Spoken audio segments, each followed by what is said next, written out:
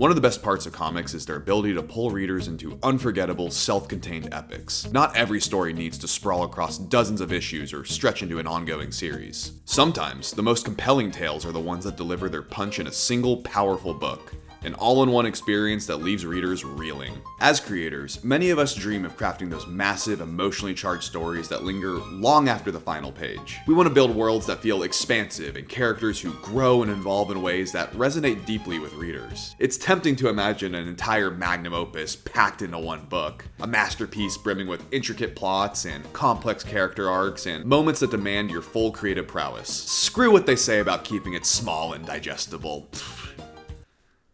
Fuck that. We want readers to get attached to our characters, to root for their victories, to feel their heartbreaks, all within the single scope of an unforgettable volume. But how realistic is that? Should you really go all in on this gargantuan project? Or should you start with something a little less impossible? Should you launch straight into your magnum opus, or maybe take a few baby steps first? And how does all that balance with the actual business of making comics? AKA, making sure you don't end up living on ramen and broken dreams. Today, let's talk about how to create your dream single book story while navigating the practicalities of a comic career, because I wish I'd known some of this stuff when I started my first comic. Imagine there are two comic creators, Creator A and Creator B, who both had the idea to turn the Nintendo 64 video game Legend of Zelda Ocarina of Time into a comic book. I know there's already an official Ocarina of Time manga out there, but for the sake of this example, just pretend it doesn't exist. Let's see how their timelines play out before I go through the specific steps of their creative journey.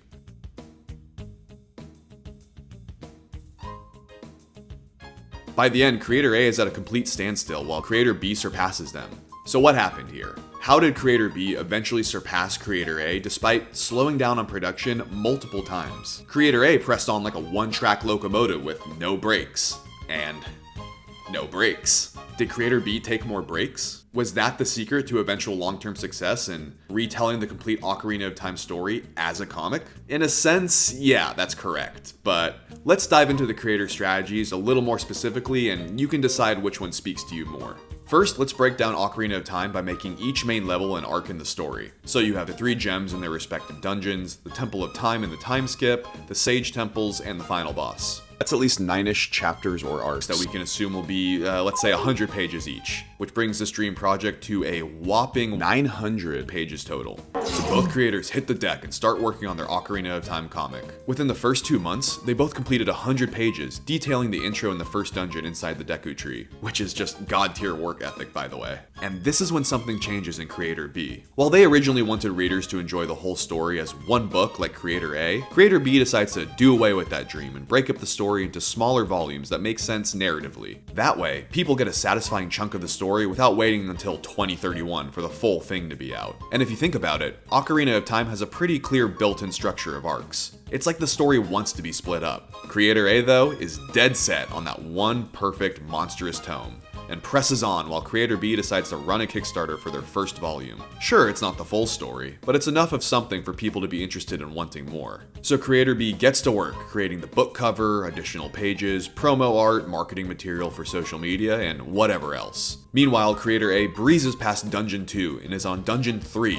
That's a good 200 pages of the comic that Creator B is nowhere near drawing. But Creator B wasn't just twiddling their thumbs this whole time. The Kickstarter was a success, and they received a decent chunk of change to print and distribute the first volume to new fans. Now Creative B is more motivated than ever to jump back into their Ocarina of Time story and deliver the next installment. While Creator A gets much farther into the story than Creator B decides to slow production down again to do a whole new Kickstarter for their recently finished Chapter 2 in Dodongo's Cavern. That means more time spent on cover art, promo material, and social media posts. But get this, breaking things up into smaller volumes is continuing to help Creator B get noticed. Every time a new volume drops, Creator B is out there gaining fans, building hype, and making some cash along the way. They're feeling motivated, inspired, and dedicated to getting the next volume out to the growing fan base. Meanwhile, Creator A, still sweating it out in their lair, waiting for someday, until they just stop. Grinding in solitude, becoming a ghost of their former self, barely remembering what the sun looks like, has officially overcome Creator A. They are burnt out, and they don't even want to work on the comic anymore. So what was the takeaway here? Creator A and Creator B have technically both produced the same story, but one is burnt out, broke, and kind of resentful of their own characters, while the other one is out there vibing, making cash, and maybe even having a social life. Look, one way isn't better than the other, but mental health, artistic endurance, and yeah, even a business strategy, these things matter if you're trying to make a career out of comics. By breaking up the story, Creator B was able to build into each Kickstarter and generate more publicity, support, and an audience that will likely return for the next installment. I started off as Creator A while drawing Blood in the Land, and after finishing a few hundred pages, it hit me. Holy crap, I have so many more pages left. The realization was kinda crushing. I'm looking up at this mountain, knowing I gotta climb like 300 more pages, and yeah, it's daunting. To make things worse, I was so absorbed in drawing the comic that I wasn't even sharing any of it online. I wasn't making promo art, I wasn't even talking about it. Nobody knew this comic even existed because I was gatekeeping it, waiting until it was perfect, until it was complete as the one story that I initially wanted. But eventually, I had to face reality. If I stuck to that 400-page plan, I'd probably still be drawing it right now, in complete obscurity. That's when I took a step back and thought, what if I split this up? I hadn't planned a soft ending originally, but as I looked closer, I realized there was a natural stopping point right in the middle. The action and the emotions of the first half had a resolution, and the next half felt like its own arc, so I made the decision to turn it into 2 volumes. That's when I became Creator B. And let me tell you, that was the best decision I could have made. With that first half done, I could actually finish something, get it colored, create promo material, build my social media presence, and launch my first Kickstarter, which, by the way, did way better than I expected from an unknown. Without that decision, I don't know, I'd probably still be in the trenches right now, just slogging through page 300 with no one even knowing that this thing existed. And here's the thing, you don't lose anything by breaking up your story into smaller bite-sized pieces. If anything, you gain experience, cash flow, and audience, and dare I say it, a life outside of comics? So, comic creators, take a page out of Creator B's book. Literally. Dreaming up the next great indie comic is amazing, but what about making it last? Set soft ends to your story, keep things manageable, and don't be afraid to let people experience the journey in bits and pieces. Because if you think perfect means never ending, then you might just end up with a story that no one ever reads. So that's how I decided to end that video when I shot it a couple months ago, and I was looking to see if I recorded anything else, any other clips that were just a little more lighthearted and upbeat to end things on. Nope.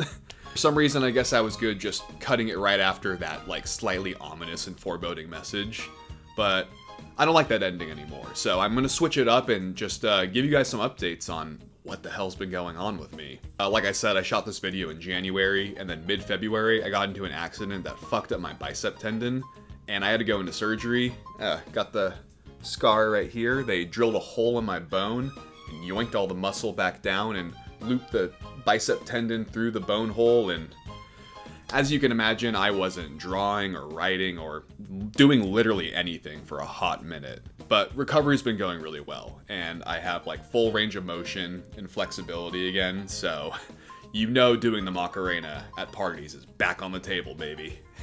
That same month I had surgery, at the end of the month, I also got engaged, which has been electric. And then following that, I went to Coachella for the first time and inhaled a fuck ton of dust. Celebrated my birthday at the Renaissance Fair. I revamped my website, so now I am selling my comics directly on the website. And probably the most obvious update is I moved. Which means the video you just watched earlier was the last video I recorded at my old place. Truly an end of an era. Hey, but I'm loving the new spot, and I'm hyped to record some new videos and get like a whole new backdrop going, so that's gonna be a lot of fun. Comic-wise, now that my arm is doing good again, I am back to inking pages for my new fantasy comedy series. I've mentioned it briefly a couple times in some videos here and there, but until I get a little further in production, I'm gonna hold off on like really discussing it and doing a whole deep dive talk on what it is and what's going on in it.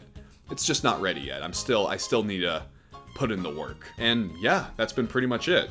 It's only been a couple months, but life's felt both like a blur and yet extremely slow at the same time. It's weird, but I'm excited for this next chapter in my life, and I hope you stick around and tune in to whenever I post something or drop a new video, and yeah, I'll see you guys real soon. Peace.